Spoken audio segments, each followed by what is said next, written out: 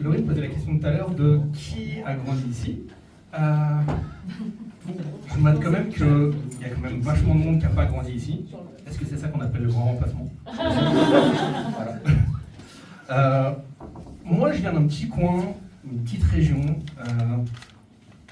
où c'est très cordial. Limite, j'ai grandi dans un village où tout le monde se soutient, on est loin de la grande ville. J'ai grandi à Trappes, en région parisienne. Et ça peut paraître une vanne comme ça, mais j'ai vraiment kiffé ma jeunesse là-bas.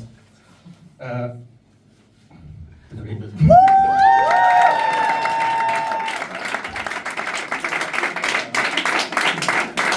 Après, peut-être que j'idéalisais cette époque-là, parce que bon, passer ses journées en étant ado à jouer au foot en bas de l'immeuble avec 4 manteaux pour former les buts, pas sûr que ce soit le truc le plus oufissime du monde.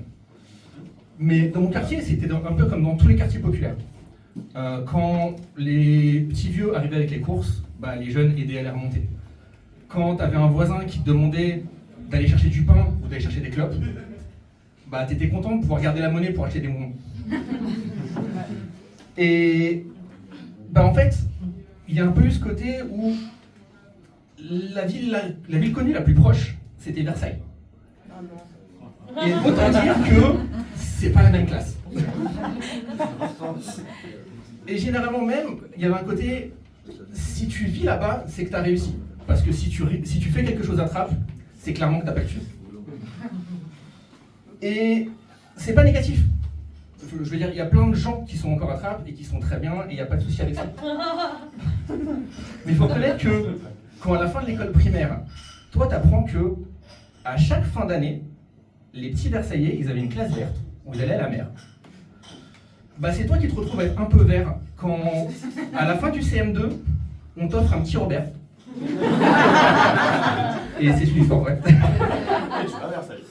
Après, bon, nous on a eu de la chance, hein, on nous a pas proposé le père Robert.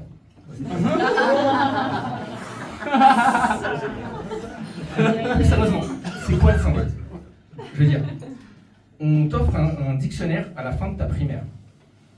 On te dit bravo, t'as réussi ton école primaire, maintenant il est temps d'apprendre la signification de la langue française. Je veux dire, et en plus c'est même pas comme s'il y avait un niveau à corriger. La majorité des gens d'école primaire à Trappes, ils vont au collège à Trappes, il y en a 3. Oui, j'ai fait 2. Et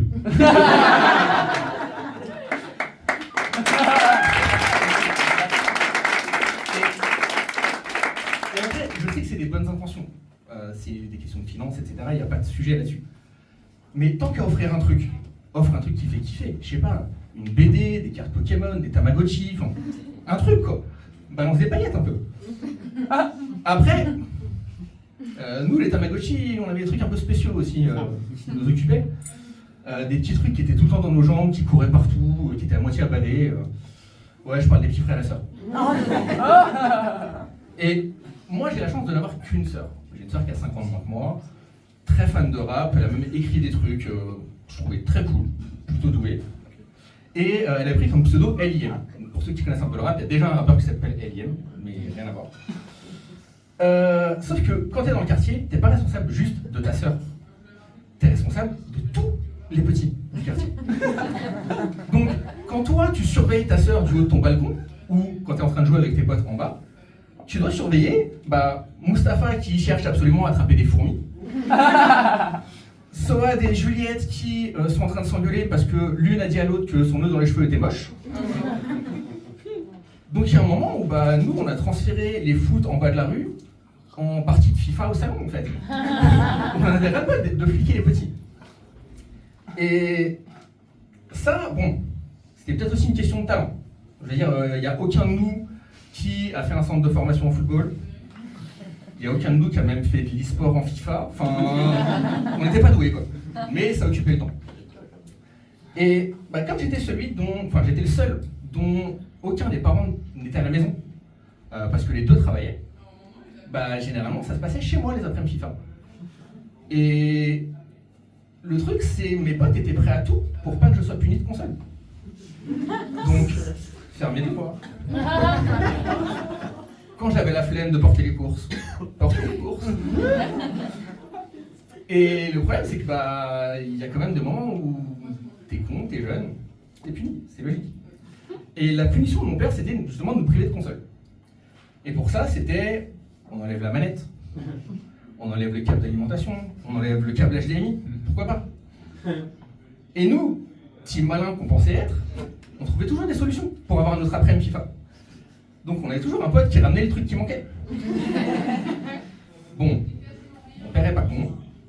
Il y a un moment où il s'est dit, puisqu'ils se foutent tous de ma gueule, je vais emmener la PlayStation au boulot. Et mon père, il bosse pas dans un bureau.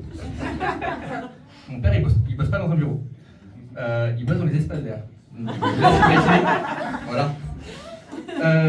Et du coup, bah, ça voulait pas juste dire pas d'après-midi FIFA, de pas avoir de console. Ça voulait dire on retourne surveiller les petits. Et à ce moment-là, on a découvert un monde, on a découvert un écosystème même, qui s'est développé pendant que nous on n'était pas là. On parle souvent dans les reportages sur la banlieue qu'il y a les petits qui font la chouffe pour les trafiquants dans les bâtiments. Alors la chouffe, je parle pas de la bière, non. Nous, on est redescendus et on a découvert qu'il y avait un trafic qui s'était organisé avec une hiérarchie et tout. Ça s'échangeait des cartes Pokémon sous le manteau, on échange de bonbons, enfin, improbable. Et moi, le moment où j'ai vu le plus flou, c'est quand j'ai commencé à échanger avec des petits qui m'ont dit que, en fait, il y avait une personne qui était responsable. Et que cette personne, elle s'appelait LIM. Comment j'explique à ma mère que le grand frère de la cité, c'est ma petite sœur.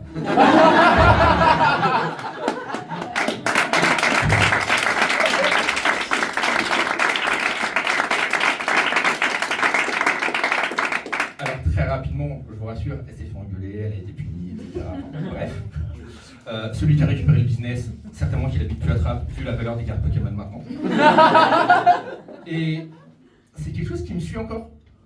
Parce que quand je retrouve la trappe maintenant, je suis pas connu comme Moda, je suis connu comme le frère d'Eliel.